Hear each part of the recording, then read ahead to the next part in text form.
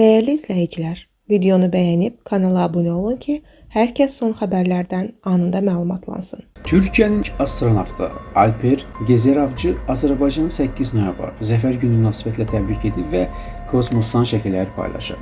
Xəbər verilir ki, bununla bağlı astronavt X sosial şəbəkə hesabında paylaşım edib. 8 noyabr Zəfər gününüz mübarək.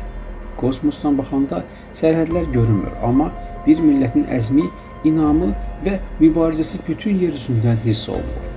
Azərbaycan xalqının qəhrəmanlığı ilə qazanılan bu böyük zəfər sadəcə bir torpaq uğrunda deyil, həm də müstəqilliyin, birliyin və qardaşlığın göylərə yazılmış rəmzidir.